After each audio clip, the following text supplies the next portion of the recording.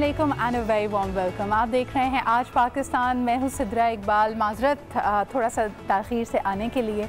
We were just juggling with a few things. लेकिन सबसे पहले जी, मौसम बहुत ही सुहाना और शानदार है और उम्मीद यही है कि ये बादल अब्र रहमत बनकर ही हमारे लिए बरसें। लेकिन कहा यह भी जा रहा है, पेशन गोई है बहुत तेज़ बारिश की, तो प्लीज़ एहतियाती तदाबीर का ख्याल रखें। इसके अलावा कल मैं देख रही थी मेरे बहुत सारे friends who are influencers have been repeatedly talking about कि आपको एहतियात से काम लेना है। पाकिस्तानियों प्लीज़ मास्क पहन लीजिए, ये आपकी अपनी एहतियात के लिए है।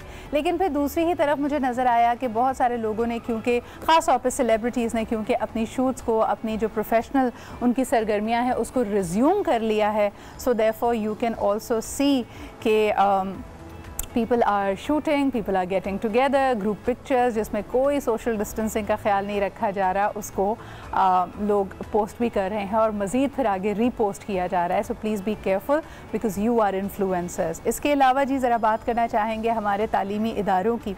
As you know my focus, और इस दफ़ा 14 अगस्त पर मैंने अपने लिए जो प्लेज और प्रॉमिस पिक किया था, इट इज़ अबाउट एजुकेशन। मुझे लगता है कि मेरे लिए ज़िंदगी के बहुत सारे दरवाज़े, बहुत सारी अपॉर्चुनिटीज़ सिर्फ इसलिए खुली क्योंकि अल्हम्दुलिल्लाह मैं एक ऐसे घराने में पैदा हुई जहाँ पे तालीम को, आला तालीम को अहमियत दी जाती है। पर on the other hand if I look around, Pakistan में बहुत सारे ऐसे बच्चे, यंग लड़के और लड़कियाँ हैं who were not encouraged to go to school। उनके सर्कमस्टांसेस ही ऐसे नहीं थे एंड अनफॉर्चुनेटली हमारी रियासत, हमारी स्टेट और सबसे बढ़कर हमारे माशरे ने एक तरह से उनको फ़ेल किया है। लेकिन इन तमाम तर चीज़ों को भी बालाए ताक रख के अगर वो जद्दोजहद करके आगे बढ़ते हैं, मुझे लगता है कि बहुत सारे की इश्यूज़ के ऊपर नज़रसानी की ज़रूरत है। कल ही हमने देखा कि एक जामिया की बहुत ही होनहार तालिबा जो पिछले कई सालों से अपना PhD थीसिस मुकम्मल करने के लिए कोशां थी, उन्होंने ख़ुदकुशी कर ली। और कहा यह जा रहा है, अभी तक बहुत ज़्यादा इस केस के मामले में डिटेल्स मौजूद नहीं है, लेकिन कहा जा रहा है she couldn't take the pressures. और मेरे जहन में ये सवाल आया कि हमारे तालीमी इदारों में, खुसूसन आला तालीमी इदारों में प्रेशर यकीनन होता है। दुनिया के किसी भी PhD MPhil प्रोग्राम में आपको बहुत ज़्यादा मेहनत करनी पड़ती है, लेकिन ये मेहनत आपको मज़ीद निखारे, आपके टैलेंट्स को दुनिया के सामने लेके आए, बजाय इसके कि आपको तोड़ दे और आपको ख़ुदकुशी पे मजबूर कर दें। I think somewhere along the line हमारे यहाँ पावर्स अनचेक्ड हैं। मैंने देखा कि बहुत सारे यंगस्टर्स ने, जब मैंने इसके हवाले से ट्वीट किया तो बहुत सारे यंगस्टर्स ने ये कहा कि जी जो सुपरवाइज़र्स की हमारे यहाँ पावर्स होती हैं, अथॉरिटी होती है, वो अनचेक्ड है। तभी हमारे स्टूडेंट्स ज़्यादातर कोशिश करते हैं कि उनको मुल्क से बाहर कोई PhD प्रोग्राम करने की कोई ना कोई तरीका उनके लिए बन जाए, कोई वजीफ़ा मिल जाए, कोई स्कॉलरशिप मिल जाए। बिकॉज़ यहाँ पे ज़्यादा मसला इस बात का नहीं है कि आपके पास तालीमी इदारे या मुस्तनद असातिज़ा नहीं हैं।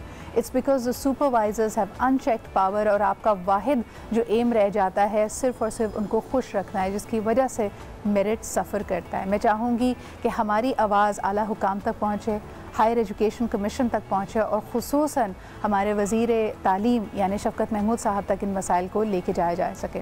कल हम एक बहुत ही अहम इशू पे बात करेंगे, A लेवल्स का रिज़ल्ट जो ना सिर्फ पाकिस्तान में, साउथ एशिया में, बल्कि पूरी दुनिया में इस वक्त एक बहुत बड़ा सवालिया निशान है। आज उम्मीद की जा रही है कि कैम्ब्रिज इस हवाले से अपनी ऑफिशियल स्टेटमेंट्स देगा कि क्या हुआ। यानी पाकिस्तान भर में भी मैं बात करूँ, जो बच्चे A+ ले रहे थे स्कूल के अंदर अपने with in the school programs में, सडनली कोविड हुआ, पैंडमिक हुआ, जो एग्ज़ाम्स से उनको मौखर करना पड़ा और उनको एग्रीगेटेड उनके रिज़ल्ट्स मिले। और वो रिज़ल्ट्स कुछ इस तरह के हैं कि जिस बच्चे का A* आता था उस बच्चे को D मिला है। And people don't even know how to appeal, how to go about it. Students इस पे प्रोटेस्ट कर रहे हैं, उनके कई लोगों के पास कंडीशनल ऑफर्स मौजूद थी यूनिवर्सिटीज़ की। We are going to take that up tomorrow. अगर आपका इस हवाले से कोई भी एक्सपीरियंस रहा है या फिर MPhil एंड PhD प्रोग्राम्स में जो आप देखते हैं कि अनचेक्ड पावर सुपरवाइजर्स के पास हैं, इस पर आप अगर बात करना चाहते हैं, please tweet and tag me in that. मेरा ट्विटर एड्रेस है, मेरा ट्विटर हैंडल है @Sidra Iqbal. It's a verified handle. बहुत शुक्रिया इस गुफ्तगू पे कान धरने के लिए। अब ज़रा प्रोग्राम को आगे बढ़ाते हैं। हमारा डेटा हम समझते हैं बहुत ज़्यादा इंपॉर्टेंट नहीं है, लड़कियों को बस कहा जाता है कि अपना नंबर ज़रा देखभाल के संभाल के लोगों को देना, लेकिन जहां हम देते हैं बल्कि हमसे मजबूरन लिया जाता है। मैं आपको बताऊं कि हाल ही में जितने जूम टॉक्स हो रही हैं जो आपको कहा जाता है फ्री हैं जी, लेकिन उसमें भी आपको कहते हैं कि if you want to participate दुनिया में कोई चीज़ फ्री नहीं होती, या तो आपसे सेल नंबर मांगा जाता है या आपका ईमेल मांगा जाता है। हो सकता है आपके लिए अहम ना हो बिकॉज आप अपनी स्टूडेंट लाइफ में हैं या अर्ली प्रोफेशनल लाइफ में हैं या आपका पर्सनल ईमेल एड्रेस है, लेकिन ये एक सोने की कान भी है उन लोगों के लिए जो डेटा को कलेक्ट करते हैं, आगे बेचते हैं।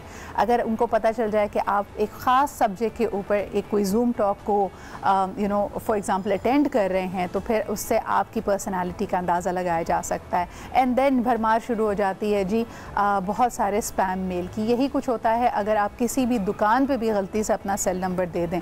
तो रेगुलरली मैं बुलाती हूँ जी, आज बाकायदा इनसे फ़ेस टू फेस भी मुलाकात हो रही है, क्योंकि आमतौर पे मैं जब वर्क फ्रॉम होम मोड पे थी तब हम बुरहान से बात करते थे। मेरे साथ मौजूद हैं Mirza Burhan Baig, he is expert on the cyber matters. इनसे पूछेंगे कि ये डेटा कितना कीमती है, और ख़ास तौर पे जो आए दिन हम खबर सुनते रहते हैं कि फ़लानी कंट्री ने आपके ऊपर साइबर अटैक कर दिया और फिर उसको हमारी इंटेलिजेंस एजेंसीज़ ने नाकाम बनाया, इसमें क्या कुछ हो रहा है and what are the things that we need to know. अस्सलाम वालेकुम बुरहान। वालेकुम अस्सलाम। Good morning to you. Good morning. आपके साथ कभी हुआ है कि आपको अनसोलिसिटेड ईमेल्स आ रही हों या आपको पता चला हो कि आपका पता नहीं डेटा कहाँ कहाँ यूज़ हो रहा है? बिल्कुल ऐसे ही होता है, क्योंकि बहुत जगह जैसा आपने बात अच्छी करी कि अनइंटेंशनली हम लोग अपना डेटा दे देते हैं लोगों को, क्योंकि बहुत जगह हमसे डेटा हमारा मोबाइल नंबर या ईमेल आईडी की सूरत में मांगा जाता है। और इससे अच्छी बात यह है कि जिस तरह आपने प्रोफाइलिंग की बात करी, एक बंदे की प्रोफाइल रेडी होती है।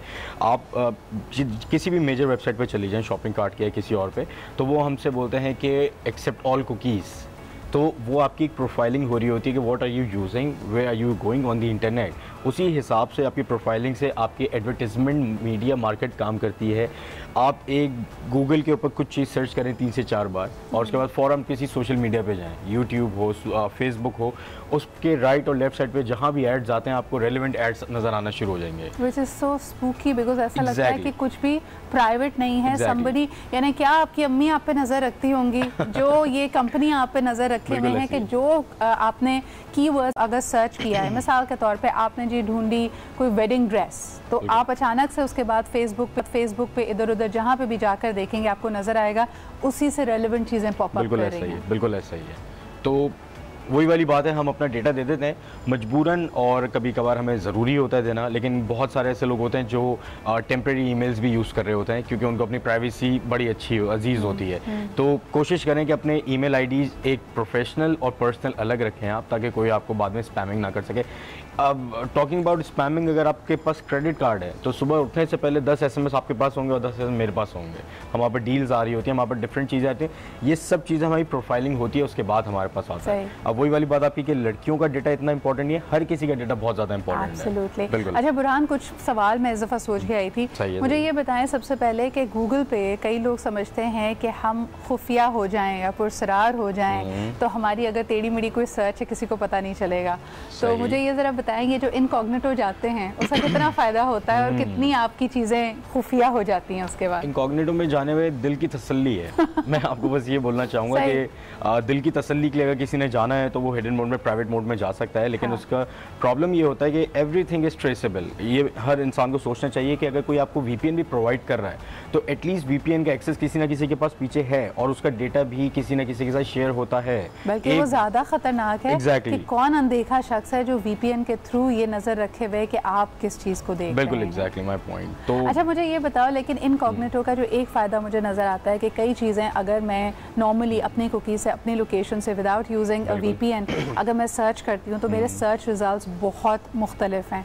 इनकॉग्निटो में जाने से मुझे अक्सर ऐसा लगता है कि मुझे जो टॉप 10 मेरी सर्च इंजन ऑप्टिमाइजेशन है या जो पहले पॉपअप्स हैं वो बिल्कुल बदल जाते हैं। ये क्यों होता है बुरहान? बहुत सारी ऐसी चीज़ होती है, जैसे अगर आप VPN यूज़ करती हैं तो जिस कंट्री का VPN यूज़ कर रहे हो तो उसी कंट्री से रिलेटेड अब आपको चीज़ें नज़र आने शुरू हो जाएंगी। अगर फॉर एग्जांपल आप यहाँ से गूगल चाइना खोलते हैं या गूगल आप ईरान खोलते हैं, XYZ कोई भी खोलते हैं, तो अब आपकी सर्चेस डिफरेंट हो गई क्योंकि जियोग्राफिकली आपका जितनी सर्च के क्राइटेरिया हैं, कीवर्ड्स हैं, वो अकॉर्डिंग टू दैट कंट्री चल रहे होते हैं। तो इन अदर वर्ड्स इसको अगर मैं व्यूअर्स को समझाऊं कि अगर आप पाकिस्तान में बैठ के पाकिस्तान के एड्रेस से, हमारे IPN एड्रेस से अगर आप कश्मीर सर्च करेंगे तो आपको बड़े मुख्तलिफ आर्टिकल्स मिलेंगे, और अगर आपने इंडियन VPN यूज़ किया हुआ है या आप इनकॉग्निटो मोड में हैं तो आपको शायद वो नज़र आएगा जो दुनिया देखती है। ऐसा ही है, बिल्कुल आप सही कह रहे हैं, है ना।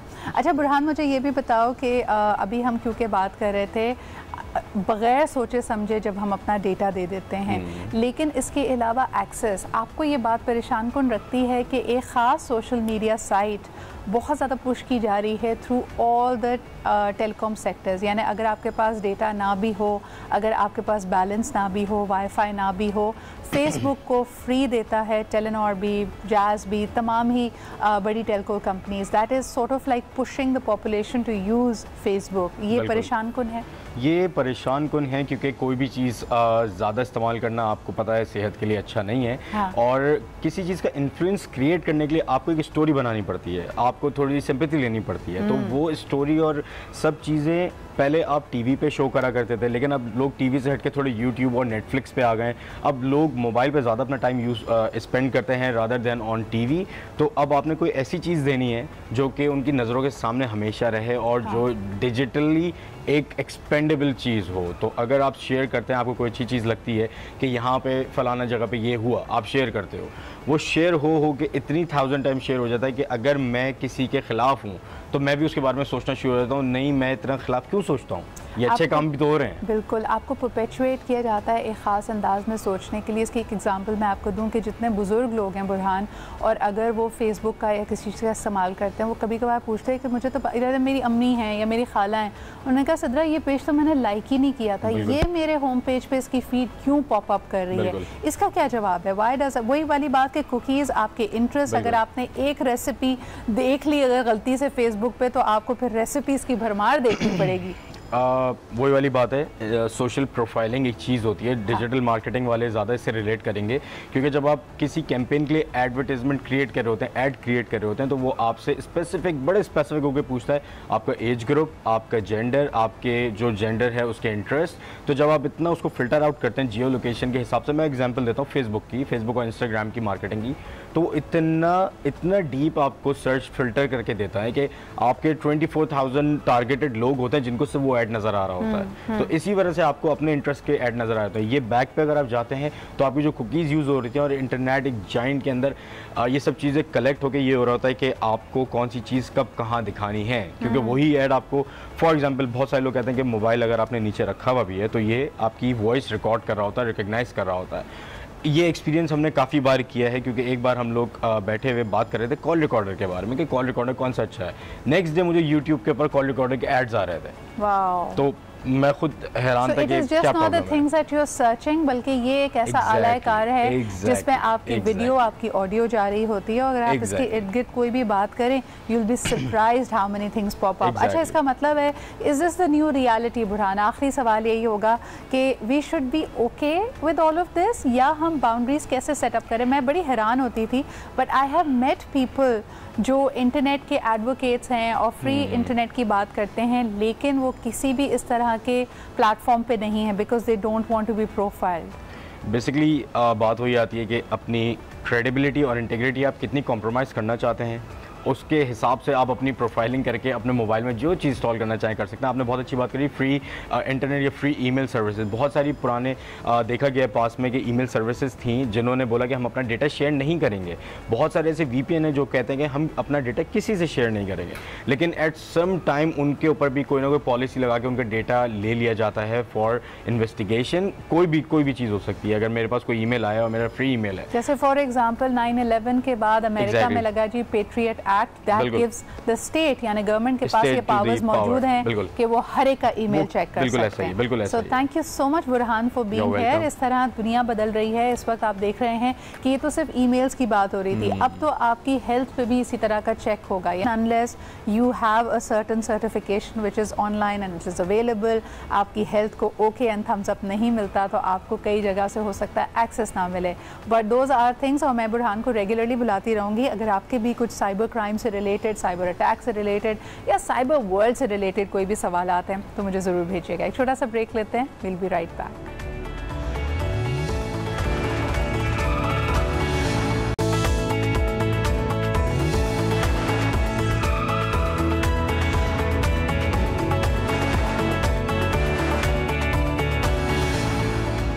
And welcome back. कल हमने आपसे शुरुआत की थी प्रोग्राम की एक बहुत ही अच्छी ख़बर से कि जो मुनफरिद सलाहियतों के हामिल अफराद हैं अब उनके लिए किसी भी तरह से लफ्ज़ माजूर इस्तेमाल नहीं होगा।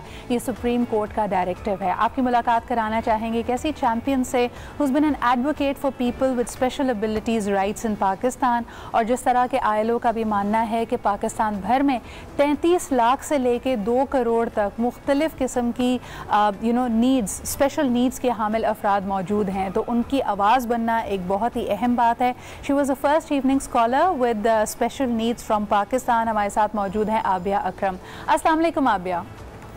क्या हाल चाल है आपके आबिया? और सबसे पहले congratulations, I think this has taken years and months of advocacy कि हमारे यहाँ इतनी आगही और इतनी कॉग्निजेंस पैदा हो कि हम समझें कि वाकई इन अल्फाज का गलत इस्तेमाल किसी के दिल पे, किसी की अना के लिए, किसी की प्राइड के लिए एक निश्तर बन सकता है। मुझे बताइएगा किस तरह देखती हैं सुप्रीम कोर्ट के इस डायरेक्टिव को? Thank you so much.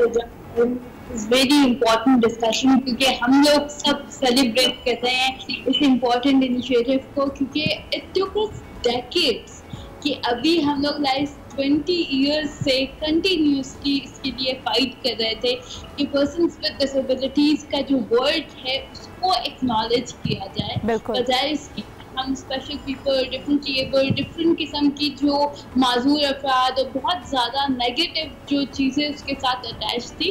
तो जो सुप्रीम कोर्ट ने ऑर्डर दिया है that exactly what we were advocating for the UN convention on the rights of persons with disability, कि आप अफराद पहले और फिर उनकी डिसेबिलिटी जो है वो बोलना चाहिए। बिल्कुल। मुझे ये भी बताइए कि इस पे बड़ा क्लियर डायरेक्टिव ये भी आया है and we have had several discussions about it Abia, जब आपने कहा कि जो इनके लिए कोटा मुख्तस किया जाता है, चाहे वो हुकूमती इदारे हों, जॉब्स हों या फिर प्राइवेट सेक्टर की जॉब्स हों, अनफॉर्चुनेटली इनको उसका एक्सेस नहीं दिया जाता। आपको लगता है कि सुप्रीम कोर्ट के इस डायरेक्टिव के बाद तेज़ी से बड़ी तब्दीली आएगी?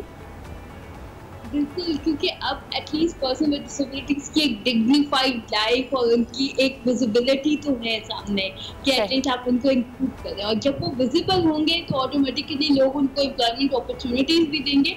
और इस कोटा के लिए इस नोटिफिकेशन के बाद ये बहुत ज़्यादा इम्पोर्टेंट है कि तमाम organisation not only in the very lower level बल्कि सीनियर मैनेजमेंट पोजिशन पे भी पर्सन्स विद डिसेबिलिटीज की इंगेजमेंट होनी चाहिए, उनको जॉब्स मिलनी चाहिए। अच्छा, जॉब से ज़्यादा मुझे बताइए एक्सेस टू एजुकेशन के बारे में। देखिए, जॉब सेकेंडरी मैटर आता है, और जिस तरह दुनिया अब ज़्यादा से ज़्यादा स्किल्ड होती चली जा रही है, technology can really play a part in levelling up the people with special needs. मुझे ये बताइए कि जब हम बात करते हैं एक्सेस टू एजुकेशन की, अभी तक मैंने देखा है I had students who were amazing students जो for example they had a condition like cerebral palsy, और वो कहते हैं कि हमें थोड़ा सा एक्स्ट्रा टाइम अगर मिल जाए बिकॉज ऑफ माई कंडीशन तो I know I can perform better in the exams. लेकिन क्या इस तरह की प्रोविजंस, इस तरह की चीज़ों के ऊपर अभी नज़रसानी करना शुरू किया है एजुकेशन डिपार्टमेंट ने?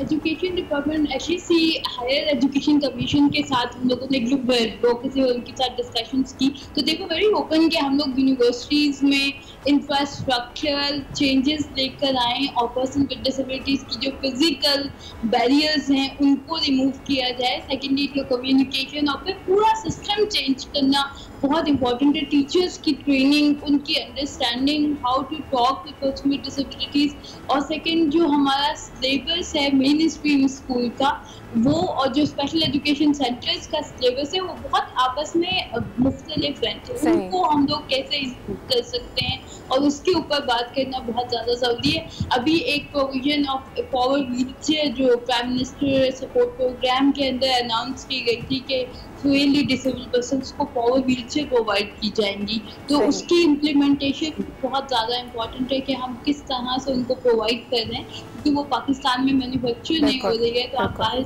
कैसे उनको सही, तो अगर हम इसमें खुद कफील हो जाएंगे, खुद पावर व्हील चेयर्स बनाएंगे, so this can really go a long way. I remember के व्हील चेयर क्रिकेट, यानी व्हील चेयर बाउंड प्लेयर्स की क्रिकेट के जो वर्ल्ड चैम्पियंस थे, they were also on my show. अब ये मुझे ये बताइए कि अंग्रेज़ी में हमें फिर भी देखा जा रहा है कि कॉग्निजेंस भी है, उसमें मुझे नेमुल बदल भी मिल जाते हैं अल्फाज के, और आपने और मैंने इस पर कई दफ़ा डिस्कशन की है कि इंटरनेशनल डे भी जो कमेमोरेट करता है इन लोगों को, स्पेशल लोगों को, उसके लिए भी हमारे पास अल्फाज उर्दू में नहीं होते। तो मुझे ये बताइएगा, सुप्रीम कोर्ट ने लफ्ज़ माजूर को तो बैन किया है, ऑल्टरनेटिव्स उर्दू ज़बान में क्या दिए हैं?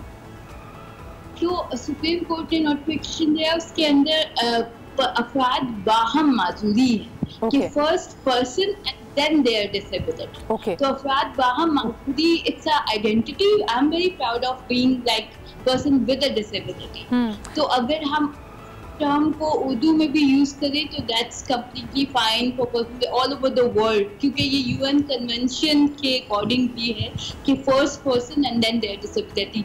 आप बिल्कुल इंटरेस्टिंगली लाइक हमारी कुछ ऐसा पहले की बात है कि मीडिया में बहुत इंपॉर्टेंट है कि आप लोग राइट जो टर्मिनोलॉजीज हैं, और thank you so much Sidra for bringing this concern here, क्योंकि हमें ये चीज़ बहुत इंपॉर्टेंट लगती है। अभी मुझे याद है कि हम लोग 8 मार्च को कोई इवेंट था, उसमें वुमेन विद डिसेबिलिटीज की हमने सारी स्टोरीज कंपाइल की ऑल ओवर द कंट्री कि वुमेन लीडर्स विद डिसेबिलिटी, और उनकी सारी स्टोरीज थी। तो the title was broken bodies but beautiful souls. अच्छा, मुझे ये भी लगता है कि देखिए, it's not even broken bodies. मुझे लगता है कि जब हम अल्फाज को बदलते हैं, मैं बार बार लोगों से बात की थी, कराची में वेस्ट मैनेजमेंट की बात होती है, मैंने कहा आप जितना हैमर करेंगे लफ्ज़ कचरा कचरा कचरा, people will start taking it for granted. कितने अल्फाज ऐसे हैं यू नो अब ये जिसको हमें बोलते हुए 5 साल पहले तक झिझक आती थी कि हम नेशनल टेलीविज़न पर ये नहीं कह सकते, लेकिन हमने उसको आहिस्ता आहिस्ता इतना आम फहम, इतना एक्सेप्टेबल बना लिया कि अब हमारे वो it doesn't even perk up our ears. तो मुझे तो खैर लफ्ज़ माजूर हमारी अपनी माजूरी, हमारी अपनी कोताही, हमारी अपनी सुस्ती की एक तरह से अलामत लगता है कि we haven't been able to come up with better words. I personally would like to refer to these people as मुनफरिद सलाहियतों के हामिल अफराद, एंड आई थिंक जिस तरह आप बहुत मुनफरिद हैं, तमाम ही लोग बहुत मुनफरिद हैं, हम में से कोई भी परफेक्ट होने का दावा नहीं कर सकता। Therefore change your words to see the world transform around you. बहुत बहुत शुक्रिया आबिया मेरे साथ मौजूद होने के लिए। एक छोटा सा ब्रेक लेते हैं।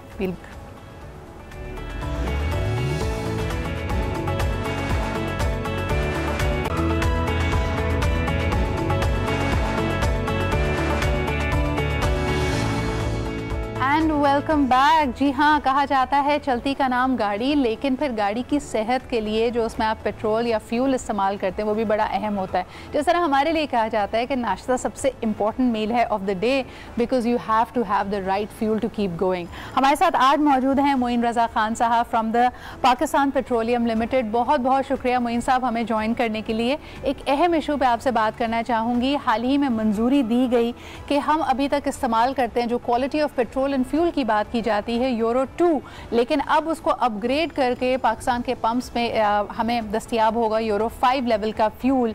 How is that going to change the life for our cars, ये जरा बताइएगा। Actually, this is a question which is really related to the refinery and all that. But anyway, you know, because we are connected, we are upstream, they are down, they are midstream. So we sell our oil to the refinery, so we have to keep you know ourselves cognizant with all that. सही। ये जो है ना ये euro 2 और euro 5 का सिलसिला, ये ऐसे basically you know it's very environmentally very friendly fuel. Okay. अब I don't know how is this going to affect, because there are बहुत ज़्यादा इसके ऊपर प्रोटेस्ट किए भी है यू नो कंपनी की तरफ कि इसके अंदर, क्योंकि अब आप you know you are talking about 500 ppm of sulphur before, but now we are reducing it to the I think 10 ppm or something. So उसपे हमारी गाड़ियाँ जो पुरानी गाड़ियाँ हैं खासतौर पे, can they really operate on this? This is just a fear. I don't know. I mean, we have to really test this thing. And of course, this is environmentally very very friendly fuel. तो मोइन साहब, सबसे पहले आपने कहा कि इसका जो immediate impact है वो तो एनवायरनमेंट के हिसाब से, यानी यूरो 2 के जो इमिशंस थे वो हमारे कार्बन फुटप्रिंट को कई गुना बढ़ाते थे, so this is a good step forward. लेकिन फिर सवाल ये पैदा होता है कि अगर हमारी सड़कों पे देखा जाए तो हमारे यहाँ the health of the car, हमारा ट्रैफिक का निज़ाम इतना ख़राब है, हमारे यहाँ एक सर्टन लोगों का इतना होल्ड है इसके ऊपर कि 20-20, 40-40 साल पुरानी गाड़ियाँ अभी भी आपको कराची में, पाकिस्तान की मुख्तलिफ सड़कों पे नज़र आती हैं।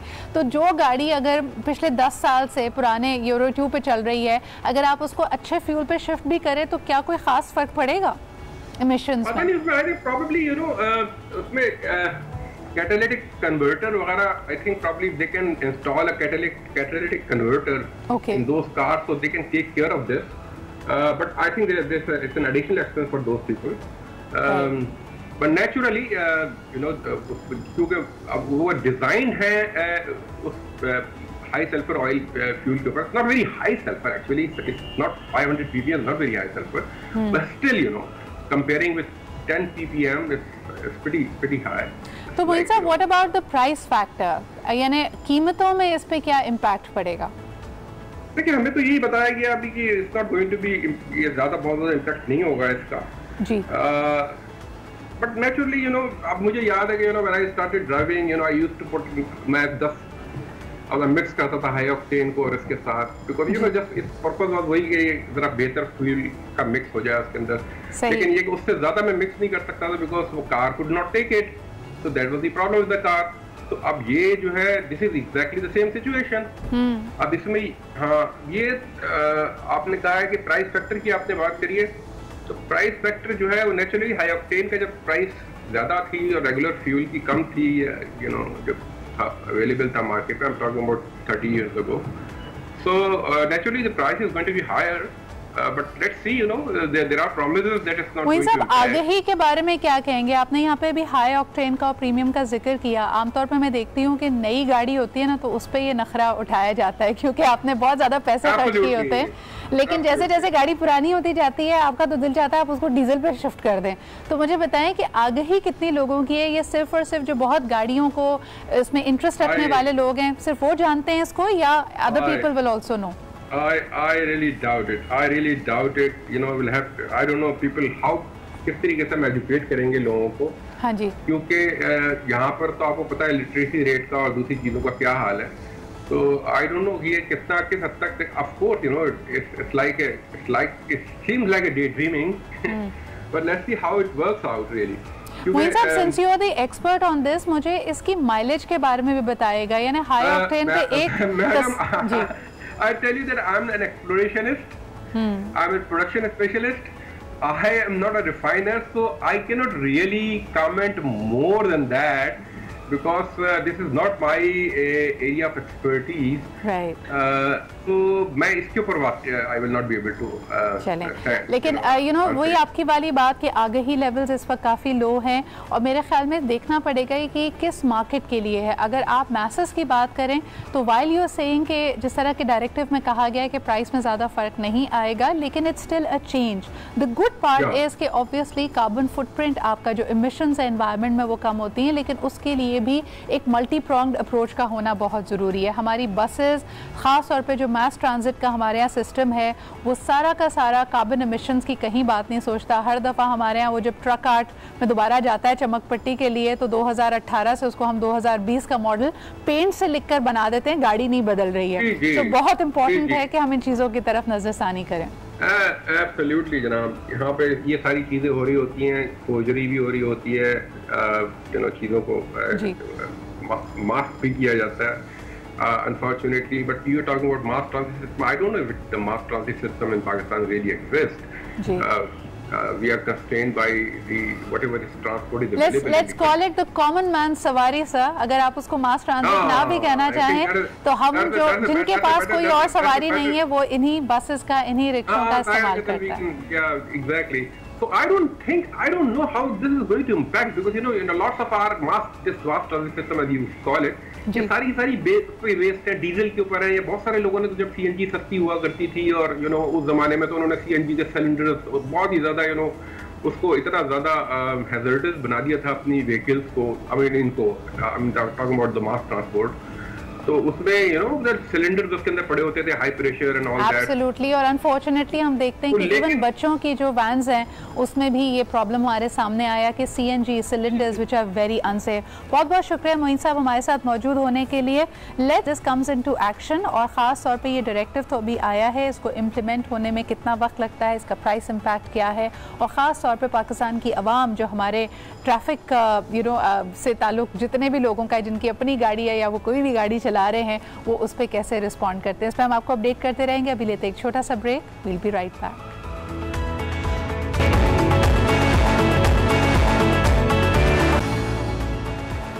Welcome back after the break. आप देख रहे हैं आज पाकिस्तान। अब ज़रा बात करते हैं जी गुज़रे ज़माने की। आमतौर पे कहा जाता है कि हर एक को जब बात करता है वो पुराने वक्तों की तो उसको गुड ओल्ड डेज़ कहता है, लेकिन ख़ुसूसी तौर पे अगर हम पाकिस्तानी ड्रामा की बात करें तो 80 की दहाई 90 की दहाई पाकिस्तान के लिए गोल्डन टाइम थी। यानी ना सिर्फ हमारे अपने मुल्क में बल्कि जहाँ जहाँ उर्दू बोलने और समझने वाले लोग मौजूद थे वो हमारे पाकिस्तानी ड्रामास की तारीफ़ करते थे। And we have had such classics, and आज भी ड्रामों की प्रोडक्शन बेहतरीन है। हमारे फ़नकारों की अदाकारी के बहुत बोलबाला होता है जब वो इंटरनेशनली विज़िट करते हैं, ह्यूज मिलियंस में उनकी फॉलोइंग है। लेकिन फिर भी तनकीद बहुत आती है जिस तरह के सब्जेक्ट्स, जिस तरह के इश्यूज़ और जिस तरह के मुकालमे बोले जा रहे हैं आजकल के ड्रामों में। तो हमने सोचा कि आज इसी सब्जेक्ट को उठाया जाए, और ख़ास तौर पर अगर आप भी फ़ैन हैं PTV क्लासिक्स के तो आज की जो हमारी मेहमान है, it is definitely an honour and a privilege to have her with us. She is a living legend. उनके अगर आप बॉडी ऑफ वर्क को देखें, बहुत सारे क्लासिक्स जिनको आज भी हम मानते हैं कि they truly set the stage for Pakistani television drama industry. हमारे साथ मौजूद हैं हसीना मोइन। अस्सलाम वालेकुम हसीना। बहुत बहुत शुक्रिया वक्त निकालने के लिए।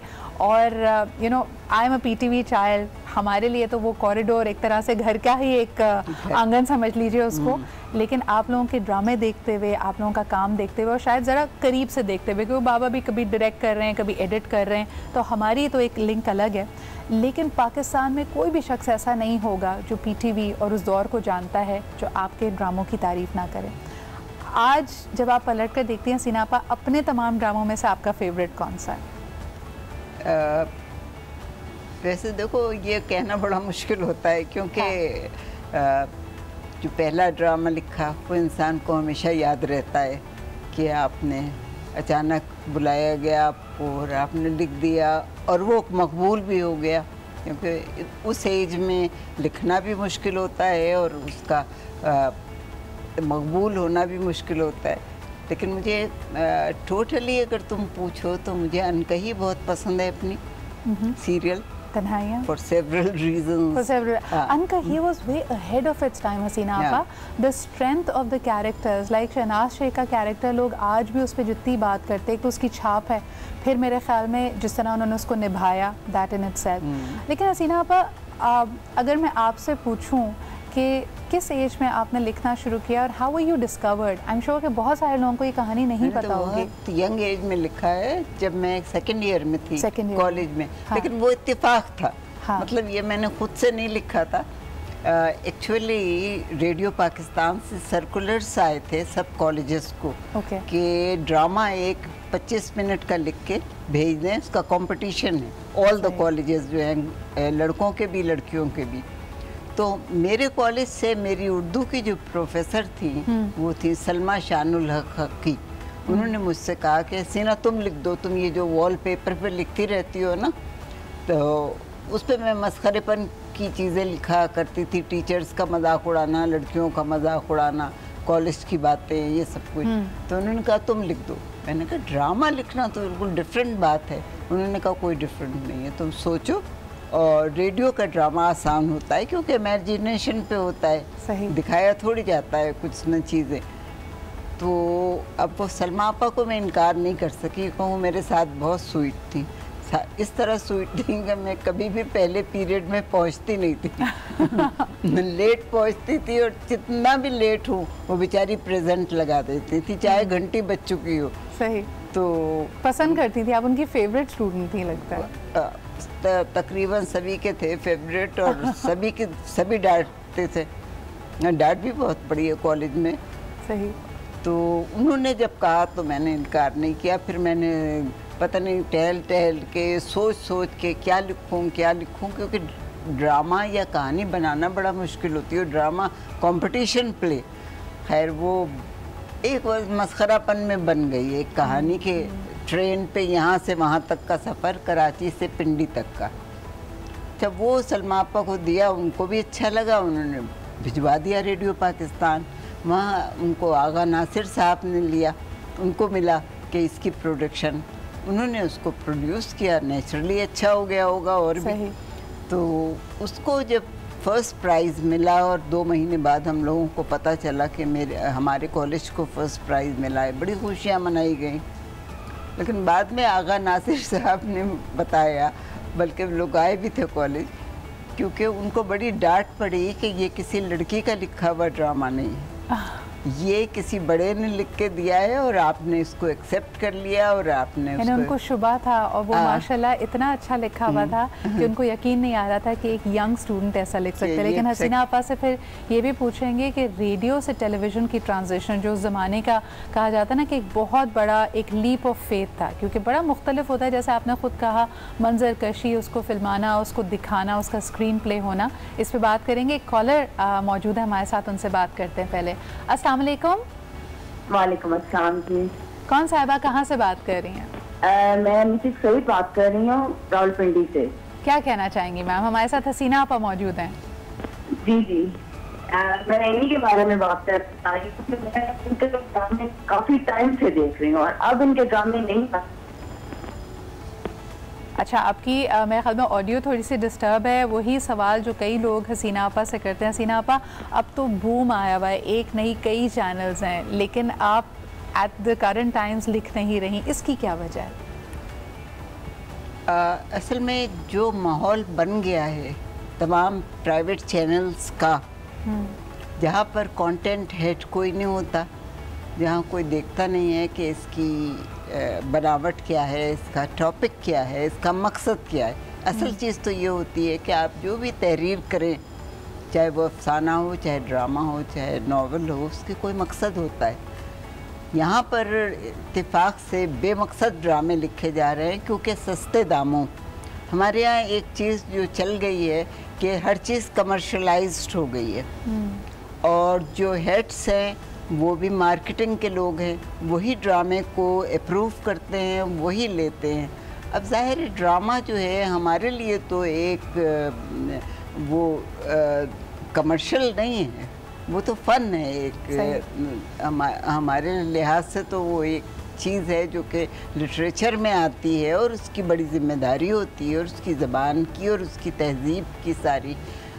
तो अब अगर उस तरह का लिखा जाए जो डिक्टेट करते हैं, तो मैं डिक्टेशन तो कभी लेती नहीं, ज़िंदगी में कभी नहीं लिया। जब पहली दफ़ा लिखा था तब नहीं लिया, तो अब क्या लूँगी जब तो मैं। हसीना, वो बड़ा मुश्किल होता होगा उस वक्त, तो एक ही चैनल और लंबी भीड़ और बहुत सारे लोग लिखने के ख्वाहिशमंद होंगे, और बहुत सारे लोग वो थे जो कि वाकई अदीब थे, बहुत बड़े लोग थे जो लिख रहे थे। तो उनमें अपनी जगह कैसे बनाई हसीना? मैंने जगह नहीं बनाई, उन्होंने बना दी मेरे लिए।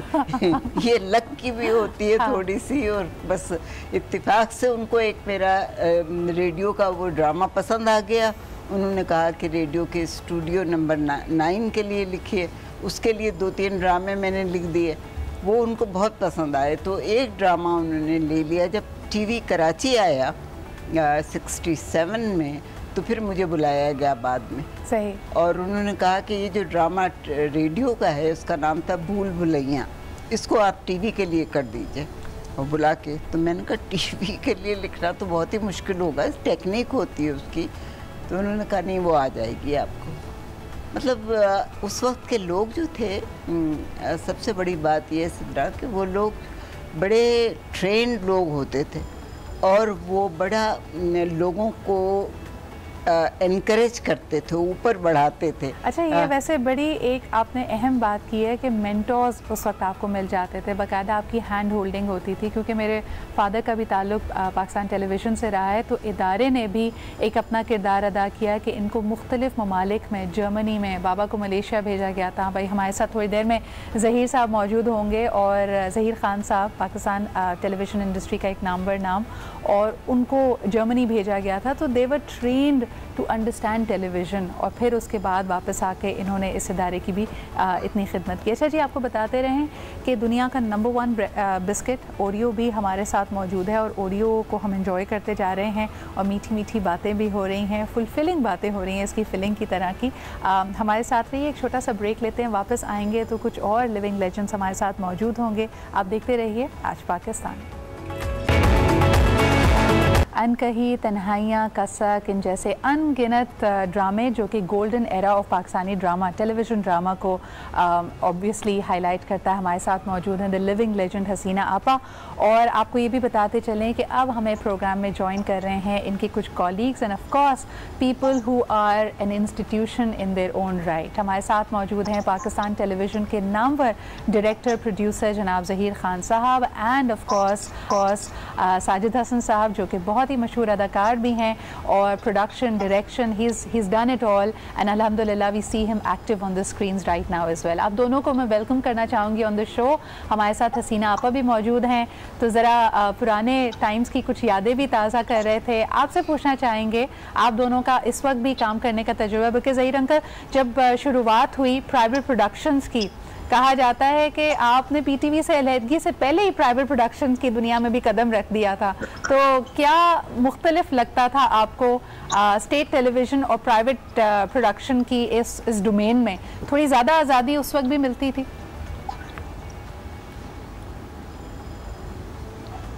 नहीं, मुख्तलिफ तो था, वो इस तरह से था मुख्तलिफ कि हम यहाँ टेलीविज़न स्टूडियोज़ के अंदर हम अपनी प्रोडक्शन करते थे, और कैमरे हमारे पास होते थे 2, 3, 4 जी। इन कैमरों से हम प्रोडक्शन करते। बाहर जब हम करते थे तो हम सिंगल कैमरा प्रोडक्शन कहलाती थी वो, एक कैमरे से, जैसे कि फिल्म होती है इस तरीके से। अच्छा, वो एक बहुत अच्छा एक्सपीरियंस था। अच्छा, हमारे लिए तो इतना अच्छा था कि हम 4 कैमरों को या 3 कैमरों को प्लेस करके एक ड्रामा करते हैं, 5 मिनट का, 6 मिनट का शॉर्ट, एक सीन रिकॉर्ड करते हैं जी। तो हमें तो वो उसकी ज्योग्राफी जो है ना बहुत अच्छी आती थी। सही। तो एक कैमरे को जब हम प्लेस करते थे तो एंगल जो हम लेते थे, तो एक को हम 5, 6, 7 जो भी बनाना चाहें वो हमारे ऊपर मुनहसर था। उससे काम में बड़ा फर्क पड़ जाता था, क्योंकि कैमरा ज़रा मोबाइल होता था। सही। तो वो चीज़ थी। जहाँ तक कंटेंट की बात है जी, कंटेंट के ऊपर बात वही थी, क्योंकि पाकिस्तानी माशरा है, इसको हमें ख्याल रखना होता था। इसमें कोई फ़र्क नहीं आता था टेलीविज़न में और प्राइवेट प्रोडक्शन के अंदर। तो ज़माने में एनटीएम था जी, वो आ गया था, तो वो चल रहा था। तो हम तो वो कहते हैं ना, मून लाइटनिंग होती थी, तब ज़हीर खान ज़रक हो गए थे, आपको पता है। ज़हीर अंकल बल्कि याद है वो स्टूडियो 2.5 में भी आपका एक कैमियो उन्होंने इस बात पे बड़ी की थी, और आप एक ज़रक के कैरेक्टर को वो पर्दे में लेके आए थे कि पर्दा पोशी किस बात की है, ज़रा इस बात से पर्दा हटाया जाए। But those were the golden times. हमारे साथ आज पैनल में क्योंकि एक डायरेक्टर, एक राइटर और एक एक्टर मौजूद हैं। साजिद साहब, आपसे पूछना चाहूँगी, और active at the current times as well, कितना बड़ा चेंज देखते हैं, not in terms of content only, work ethic पे पहले बात कर लेते हैं, और ये जो इक्वेशन होती है, ये जो पावरफुल ट्रायंगल होता है राइटर, डायरेक्टर और एक्टर का, इसमें क्या रद्दोबदल आया है इन द मॉडर्न टाइम्स? नहीं, कोई आई थिंक ह्यूमैनिटी में ये जो बड़ी हमारी मिसपरसेप्शन होती है कि मॉडर्निटी, यानी कि ये जो गैजेटरी आ गई है हमारे पास, उसकी वजह से इंसानों की कोई चीजें बदल गई हैं। बिल्कुल नहीं बदली हैं, वही हैं बिल्कुल। और अब भी वही रिश्ता है। मैंने जो लास्ट देख किया था उसमें जो मेरे डायरेक्टर और राइटर थे, दोनों से मेरा बहुत ज्यादा ताल्लुक और काम एक साथ कैसे वेरी, जैसे कहते हैं पर्सनल किस्म का ये काम है। ये बड़ा एक दुनिया का यूनिक तरीन काम है, इसलिए क्योंकि इसमें जो आपके इमोशंस हैं वो आपका रॉ मटेरियल है, कभी रोना, कभी हंसाना, कभी कुछ करना। सही। ये जो वॉलेटिलिटी भी आ जाती है हम सब में, वो भी इसी वजह से आ जाती है। तो ये जो वो इक्वेशन तो हरगिज़ नहीं बदली। हाँ, अब वो जो एक तरीकाकार, वो डेडिकेशन, वो ट्रूथफुलनेस, वो मोरालिटी को सामने रखते हुए कोई काम, वो चीजें अब गड़बड़ हो गई हैं यकीनन। और उसकी वजह यही है, और बहुत अनफॉर्चुनेट है, कि हमारे जो एक्सपीरियंस लोग हैं उनको ये सिस्टम किसी ना किसी तरह से साइडलाइन करने की कोशिश करता है हमेशा। आप दुनिया में देखें जहाँ तरक्की हुई है, वहाँ एक्सपीरियंस को साथ लेके चलते हैं और उनको एक खास जगह दी जाती है। हमारे यहाँ ये ट्रेंड इसलिए किसी वजह से होगा, ये प्राइवेट पार्टीज और ये प्राइवेट चैनल की जो पॉलिसी है यही रही कि अपनी मर्जी का उसमें कंटेंट डालें, उसमें मोरालिटी अपनी तरह की करें और सब चीज। तो ये जो प्योर राइटर्स थे वो अब कम रह गए हैं। मैं ये हरगिज़ नहीं कहना चाहूंगा खुदा ना खास्ता खत्म हो चुके हैं, लेकिन ये जरूर है कि जो जिनकी ओरिएंटेशन राइटिंग की तरफ होती है वो राइटर, अभी एक्टिंग हो गई, गाना हो गया, कोई भी ऐसा क्राफ्ट जिसमें लेकिन सॉरी आपकी बात के को कतई कलामी कर रही हूँ आपकी, लेकिन हसीना आपा ये बताइएगा कि देखिए डायलॉग्स उस वक्त आप भी लिखते थे, बोल्ड स्टोरी लाइन उस वक्त भी होती थी। यानी अगर आपने एक रोमांटिक सीन फिल्माया जाना होता था तो उसमें फ्लर्टिंग भी है, उसमें छेड़छाड़ भी है, लेकिन अब मेरे ख्याल में वो इस हद पे पहुंचा हुआ है कि इवन हमारी सोसाइटी, हमारे माशरे के कई तबकों को वो मायूब लगता है। तो व्हाट हैज़ चेंज्ड? ये हमने एक्सेप्टेंस, ये हम मॉडर्न हो गए हैं, हमने इसको एक्सेप्ट कर लिया है, या आप इसको कैसे देखती हैं हसीना आपा? जी असल में बात ये है कि ज़हीर को भी मालूम है और साजिद को भी मालूम है कि जिस ज़माने में हम लोग करते थे, उस वक्त की बात मैं कर रही हूँ कि उस वक्त हमारा कंटेंट जो था वो चेक किया जाता था और उसको बाकायदा देखा जाता था, और टॉपिक जो हम देते थे वो टॉपिक भी इस तरह का रखा जाता था जो हमारे अपने घरेलू ज़िंदगी का हिस्सा होते थे, या हमारे माशरे का हिस्सा होते थे, या पाकिस्तान का हिस्सा होते थे। इसीलिए तुम्हें शायद याद हो कि पाकिस्तानी ड्रामा मशहूर हुआ था। मतलब हमारे नाम तो अलग बात है, लेकिन पाकिस्तानी ड्रामा दुनिया में मशहूर हो गया था।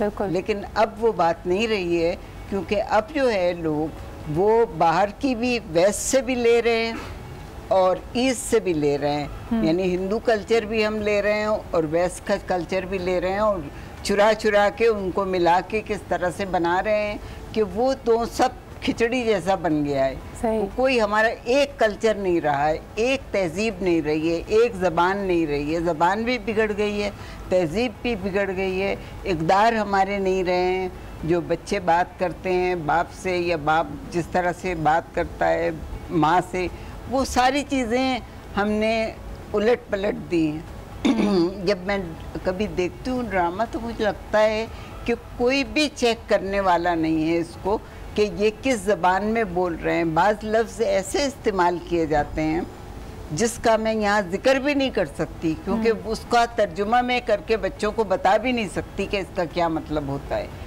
तो ये क्यों लिखे जा रहे हैं और इनको कौन जाने दे रहा है? तो ये तो जो बात बड़े अहम सवाल आते हैं। बल्कि ज़हीर साहब आपकी तरफ आना चाहूँगी, ख़वातीन का जो किरदार है, यानी अगर हम हसीना आपा की राइटिंग देखते हैं जो कि डेकेड्स पुराने, अब ये क्लासिक्स जिनको हम अपने टेलीविज़न इंडस्ट्री के मानते हैं, उसमें आप देखें कि हर जो लीड अगर ख़ातून कैरेक्टर का है तो उसको एक उसका प्रोफेशन, उसका एम्बिशन कि वो आगे बढ़कर कुछ करना चाहती है, बड़ा तरीके से दिखाया गया। कहीं वो डॉक्टर बन रही है, कहीं वो फैमिली बिजनेस को संभाल रही है। लेकिन आज पिछले गुज़िश्ता मेरे ख्याल में 10-20 साल में हार्डली आपको कोई ऐसा प्ले, यानी अक्रॉस ऑल चैनल्स, 12-15 चैनल्स इस वक्त ड्रामे दिखा रहे हैं, उसमें से किसी एक में भी खातून का कोई प्रोफेशन नहीं होता। वो सिर्फ शादी करना चाहती है, फिर उसके बाद ससुराल को संभालना चाहती है, फिर ससुराल की पॉलिटिक्स की नज़र हो जाती है।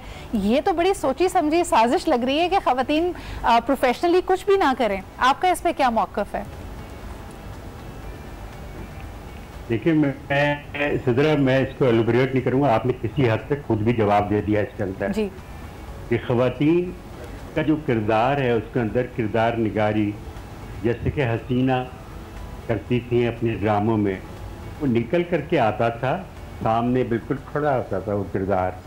अब सूरत हाल पता क्या हो गई है कि अब ये जो औरतों के साथ हल्के हल्के तरीके से मैं देखता हूँ तकरीबन हर जगह पर एक ही तरह का सब्जेक्ट है। और फिर दूसरा क्या है, तलाक है, शादी है, मार कुटाई है औरत के साथ। मुझे बड़ी शर्म आती है किसी औरत को कोई हाथ उठाए और बहुत चीख करके बोले। वो सब इस तरह की चीज़ें, यकसानियत बहुत है, कैरेक्टराइजेशन नहीं है ड्रामे के अंदर।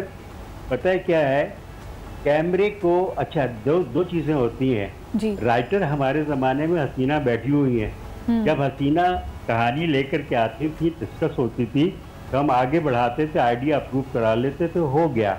सही। अब कहानी लिखी जा रही, 13 एपिसोड लिखे जाएंगे। सही। हर हफ्ते हसीना हमारे साथ बैठी होती थी और डायरी में नोट करती रहती थी, इस सीन में क्या होगा, इस सीन में क्या होगा, आगे क्या होगा। और अगले रोज हमें स्क्रिप्ट देती थी एक हफ्ते के अंदर अंदर। और दूसरी मैं एक और बात बताऊं, ये टेक्निक जो है ना, आज इक्विपमेंट तो बहुत आ गया है, लेकिन रिलेशनशिप खत्म हो गई है। एक्टर की रिलेशनशिप कैमरे के लेंस के साथ हो गई। साजिद और जहीर खान और हसीना मोइन एक दूसरे से नहीं बात कर रहे, कैमरे को देख के बात कर रहे हैं। जैसे भी आपने कहा था ना, हसीना अब आप कैमरे को देखिएगा, ठीक है ना। देखिए कैमरे को देखना क्या है, सही, कैरेक्टर से बात करें, कैमरा खुद आपको कैप्चर करेगा, वो नेचुरलिज्म होता है। सही। अभी ये आर्टिफिशियल है, तो ड्रामा जो जम नहीं रहा, आर्टिफिशियलिटी बेइंतहा आ गई है। That is the problem. ये मेरा वो है। You are absolutely right. We have become a, Zaheer uncle, we have become a TikTok generation ना। हमें तो आदत ही है सेल्फी वाला कैमरा खोल के उसी के सामने एक्टिंग करते हैं, उसी के सामने जरा बातचीत कर लेते हैं। मैं थोड़ा सा खुद देख करके खुश हो जाते हैं, लोगों को दिखाया, तारीफ भी कर दूं। यहाँ ऐसा लग रहा है जैसे हम कोई अच्छा काम नहीं कर रहे। आई एम एक्सट्रीमली, देखिए मैं इसके बरक्स अभी, अब हसीना की बातें अगर आपने सुनी तो आपको एहसास हुआ कि हसीना आप अगर आज सेंसर बोर्ड में होती, हाँ जी, तो माशाल्लाह पाकिस्तान में कोई ड्रामा चलता ही नहीं। आपको लगता है कि स्ट्रिक्ट होता है ज़माने की सेंसिबिलिटी भी और सेंसर भी। अगर आप अभी आप इसको रिवाइंड करके हसीना आपा की बातें करें तो मुझे याद आ गए वो दिन, हाँ जी, कि जब हम, अच्छा तो सेंसरशिप से मैं खिलाफ हूँ हमेशा। कोई भी राइटर, एक्टर, डायरेक्टर अगर उसका सॉल्ट है, वो सेंसरशिप के खिलाफ होगा। हाँ। क्योंकि आप पाकिस्तान में या दुनिया भर में जो भी कहानियां लिखते हैं, वो नॉर्म्स को दिखाने के लिए कि नॉर्म गलत है या सही है, इस बात पे होती है बात। सही। अब जो दुनिया बदल गई है उसके साथ साथ हमें बदलना पड़ेगा। हमारे सेंसर, आप देखिए हमारे मुल्क में सेंसर चले, बेतहाशा चले, लोगों को सिखाया गया कि कैसे सोचना है और क्या सोचना है। ये बड़ी अहम बात आपने की। इसकी वजह से आप और हम इस वक्त यहाँ मौजूद हैं। जी, जी। और इस वक्त इस दौर में कि जब दुनिया एक दूसरे से इतनी कनेक्टेड है कि कोई बात छुप नहीं सकती, हम छुपाने की कोशिश क्या करने की कोशिश करेंगे। हाँ, तो यानी हमारी सेंसिबिलिटीज भी उसी तरह इवॉल्व करेंगी। कई चीजें जो अगर आपको पहले तहजीब और अदब के हवाले से थोड़ी बोल्ड लगती थी, तुर्श लगती थी, अब वो बड़ी आम फहम हो गई, लेकिन अभी भी बहुत अच्छा काम हो रहा है। But how can the two times come together to produce even better. जरा बात करेंगे एक छोटे से ब्रेक के बाद। जी, वापस आते हैं, फिर बात करते हैं इस पर।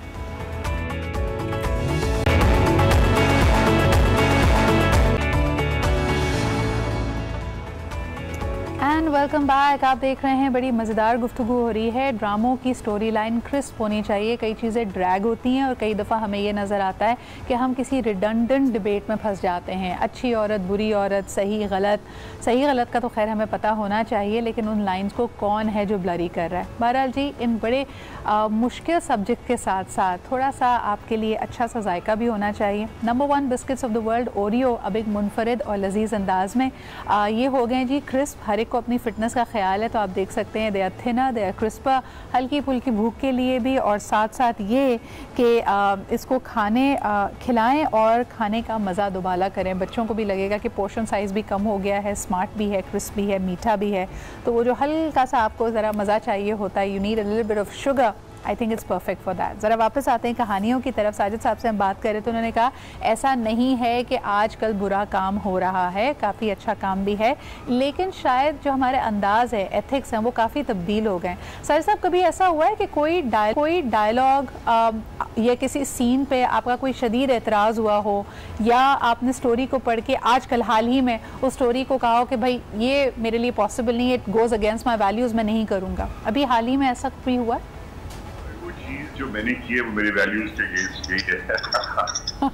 कॉन्फ्लिक्ट होता है इसी का नाम है। मैं जिस किस्म के कैरेक्टर कर चुका हूँ जी, उनकी बुनत में शुरू से ही वो खराब है। हाँ, ऐसा नहीं, ईवल है जी। तो मैंने इंतहाई ईवल कैरेक्टर्स भी किए हुए हैं, क्योंकि हमारे यहाँ देखिए, मैं सेंसस पे बात कर रहे थे, एक वक्त रहा है कि जिसमें हमें ज़हनी तौर पर ग्रो नहीं करने दिया गया, और ये बहुत सारी वजूहात है, इसके ऊपर मैं बिल्कुल बहस नहीं करना चाहूंगा। आगे की तरफ देखें, दुनिया बहुत बदल गई है। वो कोविड के बाद तो दुनिया इतनी करीब आ गई है कि वो जो चैनल्स भी हैं, अब चैनल्स को भी अपने आप को रीग्रुप करके देखना पड़ेगा कि किस तरह से करें। एक तरफ तो आपकी पाकिस्तानी ऑडियंस ही सिर्फ, और वो जाहिर है जिस तरह की है, हम सब जानते हैं, उनसे ज्यादा लिटरेसी आप लोग नहीं, हम लोग नहीं अपनी कौम को दे सके, जिसकी वजह से बड़ी शर्मिंदगी उठानी पड़ती है। अब कोई भी जाहिल उठता है और कोई गलत काम करता है, पाकिस्तान की बदनामी होती है उसकी वजह से। तो एक तरफ तो ये बहुत एक रॉट जो सेट हुई है वो अनपढ़ होने की वजह से हुई कि हमने वो इक़दार जिसके जिक्र कर रहे हैं ज़हीर भाई और हसीना आपा, अब देखिए हसीना आपा जैसे लोग अनका हैं, मैं आपसे अर्ज करूं खुदा पाक की कसम है, क्योंकि अब ये दोनों दौरों में रहा हूं, मैं भी अब बूढ़ा हो चुका हूँ ज़हनी तौर पे, मेरी जनरेशन एक अलग जनरेशन है। अब जो बच्चे आ रहे हैं वो इंतहाई सच्चे और वो चाहते हैं चेंजेस। हर एक्टर चाहता है उसको सब्जेक्ट अच्छा मिले, उसे काम अच्छा उसको मिले, उसको इंक्लूड किया जाए। लेकिन जैसा आपने कहा सिद्रा, इस वक्त इन सबका ये है कि दूसरी शादी को जस्टिफाई कैसे किया जाए, दूसरी औरत के साथ जिंदगी कैसे गुजर रही है उसको दिखाया जाए। बस यही स्टोरीज है हमारे पास। हम अभी तक पॉलिटिकल ड्रामा किसी और जॉनरा में घुसे ही नहीं है। बिल्कुल, ये कहेंगे कि बस औरत का कराओ भी में जो अच्छा, बल्कि ये जो इंटेंस ड्रामा है, मैं आपकी बात से एग्री करती हूँ कि ये तो फिर भी प्रोग्रेस कर रहा है, इसमें तो फिर आपको डेप्थ नजर आती है, लोग इसको सराहते हैं। सही साहब क्या कहेंगे ह्यूमर के बारे में? हम तो यानी आज भी अगर हम 50-50 के स्किट्स देखते हैं, दे रेलेवेंट टू आवर सोसाइटी, उसमें एक बड़े अच्छे अंदाज में आज भी आप स्माइल करते हैं। लेकिन ऑन दी अदर हैंड जो इस वक्त कॉमेडी हो रही है वो तो बड़ी स्लैपस्टिक है, वो तो बड़ी काफी हर स्टैंडर्ड से बुरी लगती है मुझे, उसमें अभी भी लोग गिर जाते हैं। खौफनाक है। सुने, ये जो कॉमेडी है ना, ये इतना डिफिकल्ट काम है जी, सीरियस काम से ज्यादा मुश्किल काम कॉमेडी है।